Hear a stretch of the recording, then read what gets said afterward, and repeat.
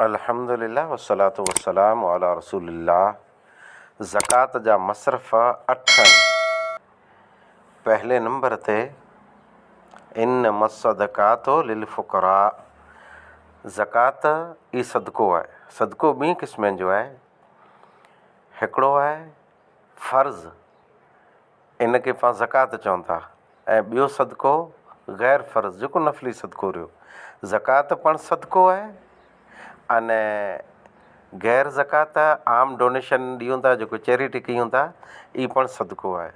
फ़र्क़ु एतिरो आहे त ज़कात तमामु फिक्स जॻहियुनि ते ॾियणु फ़र्ज़ु आहे।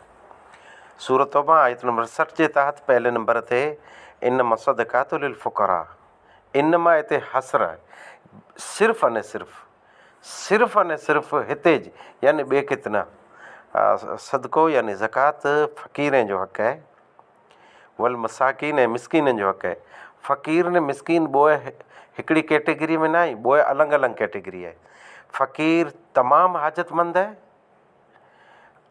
हालत इहा वेती जे दर दर भटके नथो, जॾहिं त मिसकीन इन जी हालत कीअं ठीकु वेती ऐं मिसकीन सुवाल करे थो इन लेवल जो।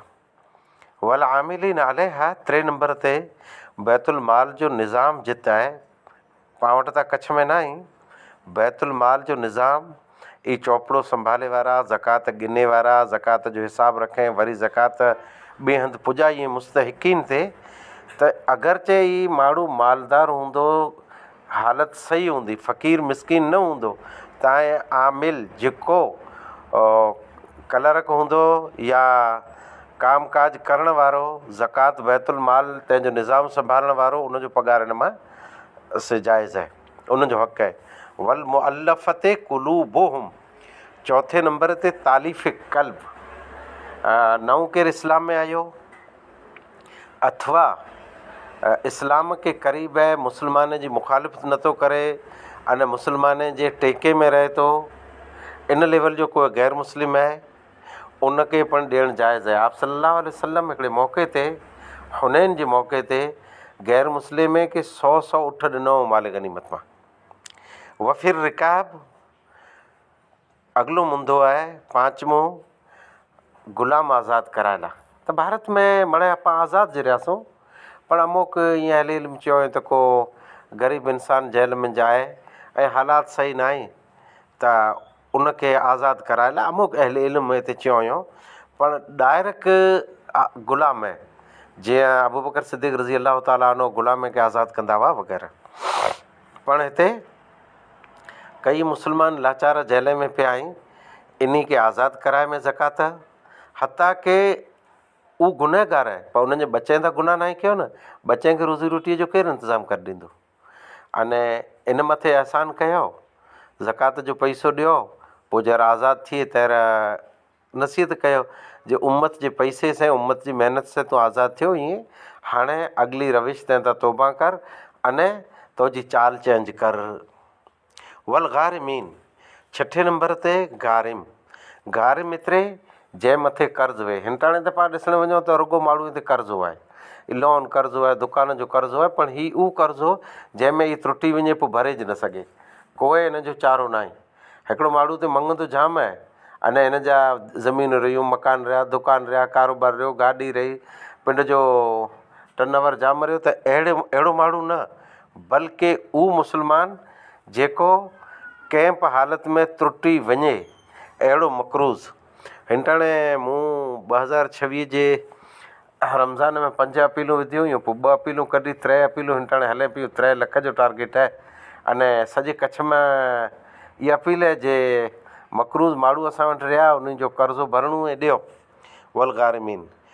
अच्छा, अॻिलो आहे 7मों फ़ी सबीलिल्लाह। फ़ी सबीलिल्लाह में सिर्फ़ु अने सिर्फ़ु जिहाद आहे। वबन सबील अने मुसाफ़िर। मुसाफ़िर मतिलबु इहे जे पाण कंहिं अहिड़े रस्ते ते वेठल आहियूं, माण्हू को आयो, ही लूटिजी वियो, एक्सीडेंट थी वियो, या कोई हुनखे तकलीफ़ थिए, त मुसाफ़िर खे एतिरी ज़कात ॾिए पंहिंजे वतन पुॼी सघे, अने इन जो सफ़र जो बंदोबस्तु रोज़ी रोटीअ जो उते पुॼे त सुणी ज़्यादा राह थी सघे। इहे 8 मुंदा ॾसे अलाह फरमाए थो फरीज़तम मिनल्लाह, अलाह जी तरफ़ां फ़र्ज़ु आहे। हीअं ज ॾियणु फ़र्ज़ु आहे, ज़कात ॾियणु पण फ़र्ज़ु आहे अने हीअं ज ॾियणु फ़र्ज़ु आहे।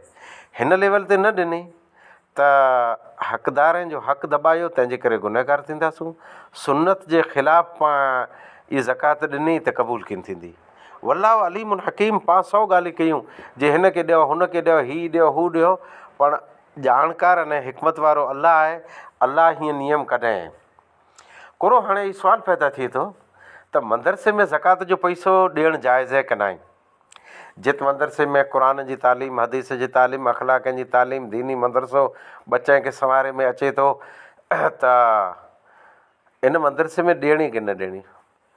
हिते 3 मुंदा आहिनि। मदरसे में ॾियो, हिकिड़ो त पाण एतिरे लाइ ॾियूं था उन मदरसे में रसोड़ो वेंदो। ॿिए नंबर ते मदरसे जे मकान जा कामकाज वेंदा, बिल्डिंग मकान।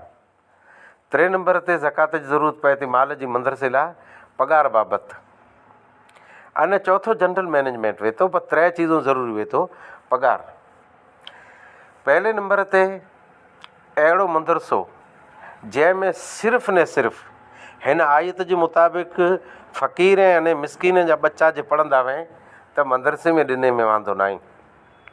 पर सेठे जा बच्चा जे भेरा हिन रसोड़े में रहिया, मानी बीरी खाइनि था, त इहा ज़कात अगंदी की न, ॾियणु जाइज़ न आहे। जित हाणे हिकिड़ो इंसानु सेठ जी ज़कात कढे पियो न, इन खपे उन सेठ जा बच्चा पढ़नि पिया, उहो सेठ जे ज़कात जो माल सेठ जा बच्चा खाइनि पिया, शरीयत में जाइज़ न आहे। बिल्डिंग फिक्स क़ाइमी बिल्डिंग आहे, मकान आहे, इन में सिर्फ़ ने सिर्फ़ फ़क़ीर ने मिसकीन जा बच्चा पढ़ंदा, साहूकारनि जा बच्चा हिन में कीन अचींदा। अथवा हॉस्टल आहे जंहिंमें सिर्फ़ु फ़क़ीर ऐं मिसकीन जा बच्चा रहंदा, पर उते इहा तकलीफ़ थिए न जे मदरसे में हेॾा सेठनि जा बच्चा रहे, होॾा फ़क़ीरनि जा बच्चा रहे, तकलीफ़ केतिरी थी। त जेकॾहिं हिन मदरसे जे मकान में हॉस्टल में साहूकारनि जा बच्चा रहनि था त ज़कात जे पैसे से हिते पाण ई बिल्डिंग बनाइणु जाइज़ न आहे, एॾा ज़कात ॾियणु जाइज़ न आहे। 3 नंबर हाणे रहियो पगार। चाहे भई दीन ग़रीब आहिनि, पगार ॾियो, पगार ॾियो, पगार में ज़कात जा पैसा जमा कयो। त शरीयत प्रमाणे अलाह जेको 8 मुंदा ॾसे हक़ इन जो आहे।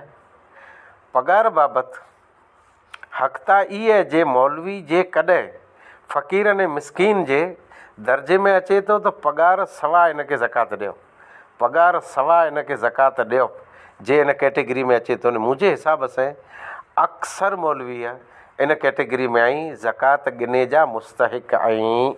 अगरि चओ उन वटि मोबाइल आहे, ॾेढ डंबे हुंडाऊं गिन लाथो हुयो, तव्हां पण ज़कात इन खे ॾियणी पवंदी, इन जो हक़ खरो। पाण सफ़ेद पोश कॾहिं सुवाल नथा कयूं जे असांखे ज़कात ॾियो। एतिरा अलाह ताला इन खे ख़ुददार बनाए आहिनि। जेकॾहिं इन मदरसे में सिर्फ़ु फ़क़ीर ऐं मिसकीन जा बच्चा पढ़नि था, सिर्फ़ु न सिर्फ़ु साहूकार कंहिंजो बच्चो न आहे, अच्छा, अने इन में कोई पण ॿियो बच्चो जे न आहे, सिर्फ़ु फ़क़ीर ऐं मिसकीन जा बच्चा ऐं सेठ जा न आहे, त मौलवीअ खे पगार भले ॾेई सघो था। पण जेकॾहिं सेठ ऐं साहूकारनि जा बच्चा भेरा पढ़नि था, हिकिड़ो पण बच्चो सेठ साहूकार जो पढ़े थो, त इन जो पगार ज़कात जे पैसे में ॾियणु जाइज़ न आहे। हाणे पाण अहिड़ो थींदो जे इहा ज़कात नथा ॾियनि, पगार नथा हलाइनि, मदरसा बंदि थी वेंदा, अने मौलवी मुखालिफ़तूं कयूं था, अने मौलवी मना कयूं था जे ज़कात न ॾियो, मोंदले ॾिनो पिए, मोंदले ॾिनो पिए, अलाह इन जी क़बूल करे। अलाह ताला क़बूल करण वारो आहे। पाण खे त ख़बर न हुई, पण जहिर ख़बर पए थी उनटाणे अमन ना सदक ना। हिकिड़ो सेठ ज़कात ॾिए थो 2,500, 2,500 ॾिने लख मां, इन वटि 97,500 रुपया पुठियां जेको बाक़ी पिया आई, उन मां मदरसे जी मदद करे न। हीअ सेठ तॾहिं ॾिए थो न, वस्तु कई आहे, ख़ाली मूंखे ज़कात ॾियणी, ॿियो मुंहिंजो पैसो न ॾियणो। ज़कात ॾियणी करी, हथ उॻोणी करणी, अने मुंहिंजी मर्ज़ीअ सां ॾियणी, दीन लाइ करे। हू जेको पुठिला पैसा रहिया न 97,500, उन मां तूं थोरा घणा ॾे। अलगर्ज़ मदरसा, तंहिंजी मूं वज़ाहत कई, रिकॉर्डिंग वॾी 2 मिंटे जी थी वई। ज़कात फिक्स जिते अलाह चए उते ज ॾियो, उते न ॾिनी त ज़कात अगंदी की न। अने फ़क़ीर मिसकीन जो पाण हक़ दॿायो, उम्मत जे फ़क़ीर मिसकीन जो हक़ दॿाईंदी, क़यामत वारे ॾींहुं जवाबु ॾियणो पवंदो। आख़िर दवाना अल्हम्दुलिल्लाहि रब्बिल आलमीन।